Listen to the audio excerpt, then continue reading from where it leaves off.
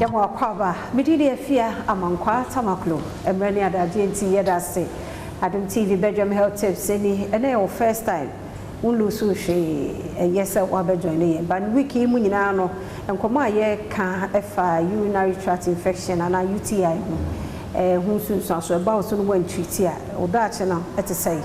ti ehun komo na yedru a yaba bedru ene na ne yeto so aba misredi se no ansa me work in makọ pharmacy makọje ana ni nyina no ye no doctor oni ahwe signs and symptoms no because omo say discharge biba ti de he na ye papa na de na enye do bia na se na se ye hwe discharge na de he na ye de wake so se ne ese me nante ko pharmacy na mkoto edru na me de sisi medase na otwe ye din koma fa urinary tract infection ye say infection na eba du so twaye mu ene be kan say urinary tract infection na ye say oba timinya akoda timinya panyi timinya na mo panyifo no ye nya ne mo esen se de nkora benya efi se ekwan a ye de no etimi fa enam ye say utiminya no true enam na utiminya no so ebi also ade nya true enam tie wo sexually transmitted infections and non-sexually transmitted infections and kola betimenya omo de usually is non-sexually ya de na de ye mpanyifo no aye active ye ne de ye betimenya no enam ye betimenya no through other means na ade ba akwa ba mu ahunu se wanya urinary tract infection no we oba na be ma na akoda bo se oba ni ma na be manim no wo dwon so a ebetimi aye wo ya ana say mu betimi ahyehyew so wonya urinary tract infection no a ebu okwa na timi adwonso ntem nti obi wo abo se dwonso obetima akase wo kwakodwonso obekọ no dwonso kete esa no ana wo bladder no aye irritated ti dwonso eye kakra bi ba mu no obi kra betima afele se wo kwakodwonso obekọ na dwonso bi ani ho kukitu bi dwonso no so ba obobu okra na wo kyem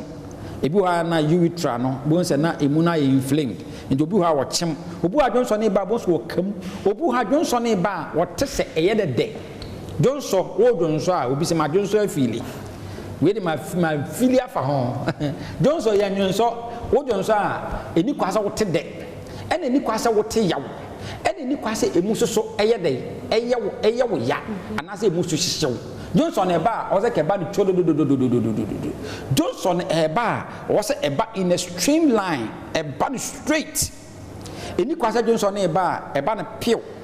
I said the pure water na de pania wo ho na wo putu pressure eba na pure there be Johnson eba o se ba no chodododododododo etu wo se o Johnson na eba no sope e bia ne no bia ana bo se wa ya ase eye wo ya eno no na ebia no bia ana wo tisa wo dwonso no sent na wo mu na ano den ena say ye infection na de ba ye ene ayi na obi wo kra na especially ma no both obi wa utimi nya discharges ensuo etimi gu na se timi keka no but a man unfortunately no oba ensuo gu na se a menya white kra no candidiasis emwa wana de ba no ai emwa na de ba nya fence yeast infection no so when treat ne call would a call urinary tract ni mu a over a long period of time no it me kwa say kidney wow tie man se ne so sa white no aye fa ne tra keke no me say se chewo so a ne didi call kidney mu a eye moawa yeast infection no ye moawa etimi say kidney no na se emwa wana call kidney ni mu so a ema won on senka infection no ba bladder ni mu a e ma dwonso bebre to bitime dwonso more than 5 or 10 times na de ache polymituration but se emwa wani ko kidney na say kidney no a afa e ma dwonso bebre ubonsa wo kidney ubonsa emwa wani ko kidney ni na kidney ni say ya dwonso no entimi ma bebre ti the whole day obu ha the whole day otimi dwonso ba ko na mienu eno so nye na ubonsa de ubonsa wo dwonso no scent no ano den